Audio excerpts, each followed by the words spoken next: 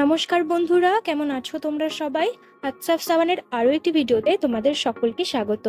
আজ আমি তোমাদের সাথে শেয়ার করব চিকেন ইয়াখনি পোলাওয়ের রেসিপি। এই পোলাওটা বিরিয়ানির মতো একদমই রিচ নয় আর অল্প কিছু মশলা দিয়ে তৈরি হয়ে যায়। অনেকেই বিরিয়ানি খেতে পারে না অতিরিক্ত গন্ধ আর অতিরিক্ত মশলার জন্য। তারা একবার হলেও এই রেসিপিটা ট্রাই করতে পারো। আমি 100% গ্যারেন্টি দিচ্ছি বিরিয়ানির থেকেও বেশি ভালো লাগবে এই রেসিপিটা। বিরিয়ানি প্রেমীরা একবার এই রেসিপিটা খেলে বারবার খেতে চাইবে। চলো তাহলে আর কথা না বাড়িয়ে দেখে নিই কিভাবে বানাবো ইয়াখনি পোলাও। আমি এখানে 200 গ্রাম মতো হাড় সমেত চিকেন নিয়েছি। প্রথমে চিকেনটা ম্যারিনেট করে নেব হাফ চামচ নুন, 2 চামচ ফ্যাটানো টক দই আর হাফ চামচ গোলমরিচ গুঁড়ো দিয়ে। এবার চিকেনটা খুব ভালো করে ম্যারিনেট করে 30 মিনিট রেস্টে রাখবো। এদিকে 250 গ্রাম মতো বাসমতি চাল নিয়েছি। চালটাকে খুব ভালো করে ধুয়ে জলে ভিজিয়ে রাখবো 30 মিনিট। চালটা আর চিকেনটা যতক্ষণে ম্যারিনেট হচ্ছে ততক্ষণে একটা মশলা বানিয়ে নেব। তার জন্য একটা পেঁয়াজ বড় করে কেটে নিয়েছি, তার সাথে 5-6 কোয়া গোটা রসুন আর আদাটা আলাদা করে বাটা ছিল, তাই আদা বাটা হাফ চামচ নিয়েছি। তোমরা যদি গোটা আদা নাও তাহলে 1 ইঞ্চি মতো আদার টুকরো নিও। এবার কিছুটা জল দিয়ে সবকিছু খুব ভালো করে মিহি পেস্ট বানিয়ে নেব। আমি পুরো রান্নাটাই প্রেসার কুকারে করব, তাই প্রেসার কুকারে 2 চামচ সাদা তেল গরম করে দিয়েছি 2টো এলাচ, 2টো লবঙ্গ, 2টো দারচিনি আর একটা তেজপাতা।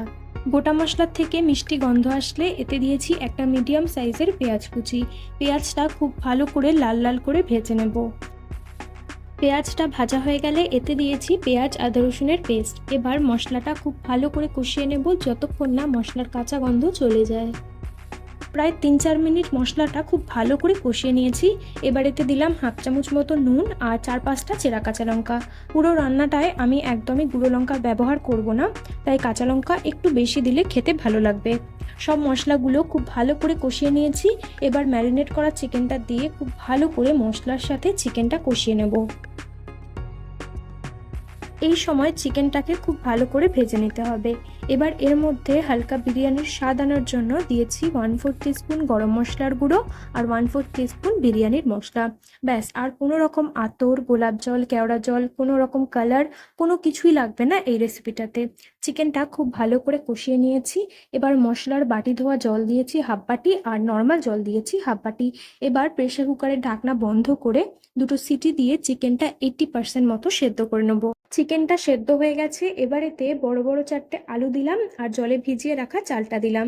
এখানে কিন্তু চাল থেকে প্রায় সব জলই ফেলে দিয়েছি, শুধু চালটাই দিয়েছি। আমি এখানে হাফ বাটি মতো চাল নিয়েছিলাম, তাই সেই বাটির মাপ করে 1 বাটি মতো জল দিয়েছি। এবার প্রেসার কুকারের ঢাকনা বন্ধ করে 3 থেকে 4টে সিটি দিয়ে নেব। আমাদের ইয়াখনি প্রায় তৈরি। এখনই এত সুন্দর গন্ধ বেরোচ্ছে কি বলবো। অনেক সময় বিরিয়ানি খেতে ইচ্ছে করলেও এত ঝামেলা ভেবে খাওয়া হয় না, দোকান থেকে কিনে খেতে হয়। কিন্তু এই রেসিপিটা দেখার পর দোকান থেকে আর কিনে খেতে হবে না, বাড়িতেই বানিয়ে নিতে পারবে এমন সুস্বাদু ইয়াখনি পোলাও। এবার উপর থেকে হাফ চামচ মতো ঘি ছড়িয়ে ভালো করে মিশিয়ে নিলেই তৈরি ইয়াখনি পোলাও। কেউ ধরতেই পারবে না এটা পোলাও নাকি বিরিয়ানি।